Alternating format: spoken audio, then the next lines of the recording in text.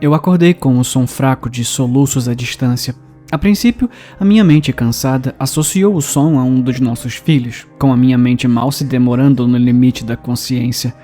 Mas quanto mais eu ficava ali, mais eu começava a perceber o quão estranho aquilo soava. Os soluços eram muito sombrios, parecidos com os de um homem adulto, e vinham de fora da nossa casa. Você pode dar uma olhada nas crianças, por favor? A minha esposa murmurou onde estava, deitada ao meu lado, ainda parcialmente dormindo. Não são as crianças. Eu sussurrei de volta, mais irritado do que qualquer coisa. Ao espiar pela janela, rapidamente confirmei as minhas suspeitas. Como pensei, havia um homem parado no meio da rua, apenas soluçando. Embora as antigas luzes da rua do lado de fora mal o iluminassem, algo estava claramente errado com sua presença. Ele ficou perfeitamente imóvel enquanto soluçava, nem mesmo parecendo respirar, enquanto soltava os lamentos que quebravam o silêncio da noite. Do outro lado da rua, pude ver algumas luzes dos meus vizinhos acenderem, porque, claramente, mais pessoas tinham sido acordadas pelos sons de angústia. Cala a boca! Gritou um homem da rua, mas não obteve resposta. Embora meu primeiro instinto tenha sido verificar se ele precisava de ajuda, algo em sua aparência me prendeu no lugar. Congelado de medo e me deixando incapaz de planejar logicamente meu próximo movimento. Ele era alto, com apenas alguns fios de cabelo grisalhos emergindo de sua cabeça careca. Ele estava de frente para mim, mas devido às más condições de iluminação, não consegui ver seu rosto claramente. Cerca de meia hora se passou antes que eu percebesse que não tinha me movido 1 centímetro. Eu estava paralisado e só me libertei quando minha esposa acordou para perguntar o que eu estava fazendo. Eu não sei. Eu gaguejei.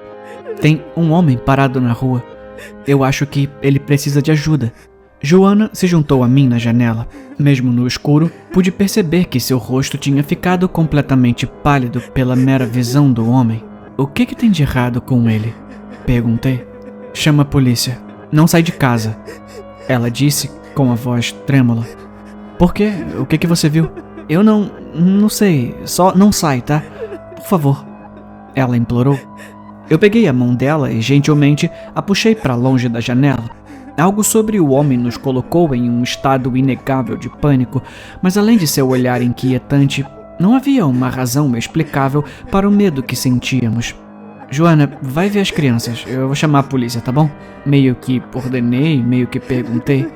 Ela assentiu e basicamente correu pelo corredor em direção ao quarto das nossas crianças. Enquanto eu ligava para a polícia, me perguntei o que eu poderia dizer para transmitir a ameaça de um homem aparentemente inofensivo, parado ali e chorando.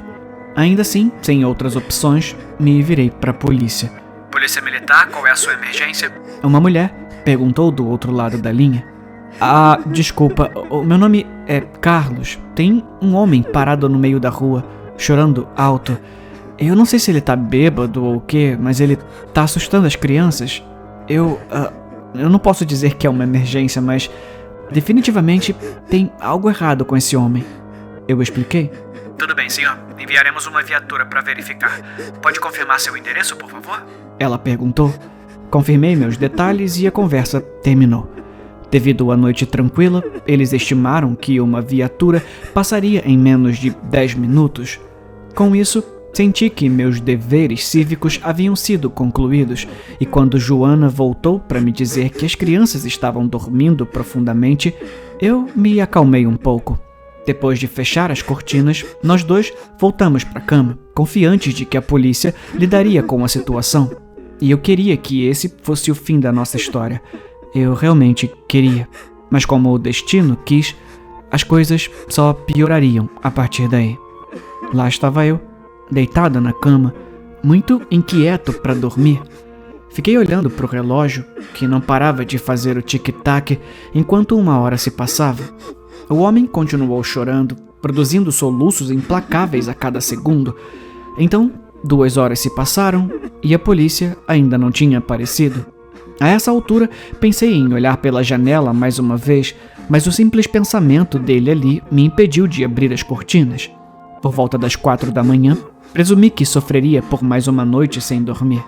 Mas quando os primeiros raios de sol alaranjado atingiram as persianas, o mundo ao meu redor escureceu, forçando-me a um sono sem sonhos. Para o meu horror, os soluços não cessavam nem assim. Horas se passaram enquanto eu permanecia em um estado desconfortável, em algum lugar entre a consciência plena e o sono completo. Quando finalmente acordei, fui recebido com pouco mais do que a escuridão total vindo de fora. Durante o verão, eu esperava que o sol nascesse por volta das 6 e, como eram cerca de 4 da última vez que verifiquei, sabia que não poderia ter ficado submerso por mais de 30 minutos. Apesar dessa lógica, o meu corpo parecia além de quebrado. Eu estava terrivelmente ressecado e minha bexiga estava à beira da ruptura. Eu rolei para fora da cama, fraco e quebrado, ainda ouvindo os sons do homem chorando. Enquanto isso, minha esposa ainda dormia pacificamente, aparentemente sem se incomodar com o barulho bizarro. Então, peguei meu telefone e verifiquei a hora. Marcava 00:03. Uma hora impossível, considerando que tinha sido há apenas alguns momentos. Tropecei até a janela, ainda petrificado, mas determinado a descobrir exatamente o que diabo estava acontecendo. Ele apenas ficou ali, imóvel desde a última vez que coloquei os olhos nele. Mais adiante, na estrada, notei uma viatura policial vazia, com as luzes piscando, mas os próprios policiais não estavam à vista. O que diabo está acontecendo? Eu murmurei para mim mesmo. Como antes, a visão do homem me colocou em uma espécie de transe que só foi quebrado quando eu ouvi uma vozinha vindo de trás de mim. "Por que o homem está chorando?" perguntou meu filho. Oi, Alex. Onde está seu irmão?" Eu perguntei de volta. "Ele está no quarto dele. Ele molhou a cama", ele disse com naturalidade. Samuel tinha apenas 5 anos, mas eu presumi que seus dias de xixi na cama eram coisa do passado, considerando que o último acidente tinha acontecido há mais de um ano. Antes de verificar como ele estava, decidi ligar para a polícia novamente. Mas, antes que eu pudesse discar o número, eu notei o dia. Era sábado, o que significava que estávamos dormindo por quase 24 horas, pulando a sexta-feira completamente. "Alex, volta pro seu quarto. O papai tem que fazer uma ligação, tá? Depois eu vou verificar você, tudo bem?" Em choque, eu anotei a informação em um calendário amassado e liguei pra polícia mais uma vez. Infelizmente, para meu horror absoluto, não tinha uma única barra de sinal. "Meu Deus, dormimos o dia inteiro? Como isso?" A minha esposa gritou confusa e envergonhada. Ela tinha acabado de se virar para verificar as horas. Eu não sei." Eu respondi humilde. "Não faz sentido algum." "E aquele cara ainda tá chorando? Onde é que tá a polícia?" ela perguntou. "O carro deles tá parado ali, mas eles simplesmente se foram." Conforme os minutos passavam, percebi que tínhamos perdido um dia inteiro. Foi por isso que Samuel molhou a cama e porque a minha bexiga estava prestes a explodir. Porque, de alguma forma, fomos sedados. Fomos forçados a dormir o dia todo, apenas para sofrer os horrores da noite. Mas, como pais, tínhamos uma capacidade incrível de reavaliar nossas prioridades. Independentemente da situação, lidaríamos com nossos filhos primeiro. Fomos limpar a cama de Samuel enquanto tentávamos bolar uma estratégia de saída. Tentamos todos os telefones, pedindo ajuda desesperadamente. Quando os telefones falharam, tentamos a internet, o que acabou sendo igualmente inútil. "Tenta a televisão", Joana finalmente sugeriu. Ao ligar o aparelho antigo, nos deparamos com pouco mais do que uma bagunça estática. Era uma tela chiando, misturada com imagens quase ininteligíveis. Com base no que podíamos adivinhar, a imagem mostrava o contorno de um homem parado na frente da câmera, sobreposto apenas por uma única linha de texto que dizia: "Venha pra fora." Como ele tá fazendo isso?" Joana perguntou em pânico. Eu não sei, mas eu tenho certeza que isso aí é uma ideia estúpida pra caralho." Eu deixei escapar, esquecendo momentaneamente que havia crianças por perto. Desculpa, eu não quis dizer isso dessa forma." Joana e eu fomos até a janela, ordenando que as crianças ficassem longe. Do outro lado da rua, um dos nossos vizinhos saiu cambaleando, aparentemente desorientado. Ele estava empunhando um taco. "Vai se foder!" ele gritou. Eu abri a janela, pronto para gritar para ele voltar para dentro. Assim que nosso vizinho alcançou o homem chorando, o ar caiu em um silêncio ensurdecedor. Um segundo se passou. Então, os soluços foram substituídos por uma risada maníaca que aumentava de intensidade a cada momento que passava. Embora todos soubéssemos que a risada vinha do homem, ao mesmo tempo parecia que alguém estava parado dentro da nossa própria casa. Foi a coisa mais alta que já ouvi. O suficiente para nos derrubar no chão em agonia absoluta. "Fecha a janela!" Joana gritou. Rapidamente fiz o que ela mandou, mas sem sucesso. Apesar dos nossos esforços, a risada continuou tão incessante e alta como sempre. Então, tão repentinamente quanto começou, simplesmente parou. "O que foi isso?" Alex gritou enquanto Joana agarrava ele e Samuel em um abraço apertado. Shh, calma, tá tudo bem," ela disse da forma mais reconfortante que pôde. "Só fiquem longe das janelas, certo? Só fiquem longe das janelas, tá bom?" Quando consegui me levantar para avaliar a situação, nosso vizinho já havia desaparecido há muito tempo. Tudo o que restou em sua ausência foi um rastro de sangue e algo como carne que levavam até aquele monstro que se parecia com um homem e que prontamente voltou a soluçar de forma implacável. "Ele se foi." Eu soltei apenas um sussurro. As próximas horas foram passadas em silêncio absoluto. Tudo o que podíamos fazer era esperar o nascer do sol e rezar por uma fuga esperançosa. Mantivemos a televisão ligada, caso surgisse alguma notícia. Nossos filhos, embora preocupados, eram muito novos para entender completamente a gravidade da situação. De certa forma, eu os invejava. Eles nos viam como seus guardiões supremos, capazes de protegê-los de qualquer mal no mundo. Mas, com base no que tínhamos acabado de testemunhar, não acreditei que isso fosse verdade. Fomos até a cozinha para pegar um pouco de comida, contando cada minuto até o amanhecer.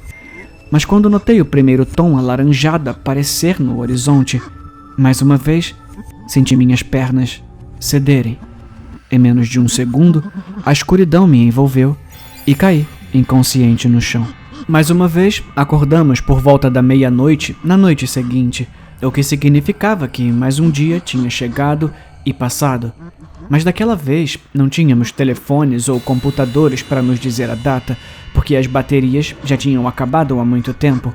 Tudo o que tínhamos eram alguns relógios de pulso para dizer as horas. Mesmo assim, o choro persistia. Tinha ficado um pouco mais alto desde que nosso vizinho foi morto, mas, apesar dos pedidos óbvios de socorro, não havia um único indício de tristeza retratado em seus gritos entrecortados. Quanto mais ouvíamos, menos acreditávamos que o homem era humano. "Vamos acender as luzes, essa coisa tá me assustando pra caramba", disse Joana. Eu apertei o interruptor, mas nada reagiu. Depois de verificar inutilmente todas as fontes de energia da casa, incluindo os fusíveis, percebi que o bairro inteiro estava escuro. Foi quando minha esposa fez uma pergunta que realmente fez com que toda a esperança abandonasse meu corpo. "Por que eles não vieram nos ajudar?" ela perguntou. Eu não tinha uma boa resposta, nem conseguia reunir nenhuma palavra crível de conforto. Eu só podia fazer o meu melhor para proteger a minha família da ameaça horrível que pairava sobre o bairro, até que eu mesmo finalmente sucumbi a ela. Naquela noite, testemunhamos outros 3 vizinhos saindo de suas casas em tentativas inúteis de confrontar o homem. Cada vez que aquela risada doentia ecoava no ar, outro amigo estava morto. Eles nem mesmo resistiram às suas mortes. Eles apenas caminharam, sem mostrar um pingo de emoção, encontrando voluntariamente sua morte agonizante. Não seria até a 3ª noite, antes que eu finalmente começasse a entender por que as pessoas andavam para fora. Éramos forçados a dormir durante a luz do dia, apenas para ficar sem nenhuma fonte de luz durante a noite. Não tendo mais nada para fazer, só podíamos ouvir o homem chorando. Seus soluços, que começaram como ruídos indutores de pânico, de alguma forma se tornaram simpáticos. A emoção lembrava uma versão distorcida da síndrome de Estocolmo. Eu queria desesperadamente sair e encontrar o homem chorando, mas não podia deixar minha família para trás. Talvez ele realmente precise de ajuda, sugeriu Joana. Eu acho que é hora de ir lá fora. As suas palavras eram tão vazias de emoção, monótonas e frias. Ela se levantou para sair, mas eu a agarrei antes que ela pudesse se aproximar da porta. O choque pareceu trazê-la brevemente de volta à realidade. Amor, pensa nas crianças. Eu implorei a ela. Elas precisam de nós. Elas precisam de nós. As minhas palavras pareceram libertá-la de seu transe, mesmo que apenas temporariamente.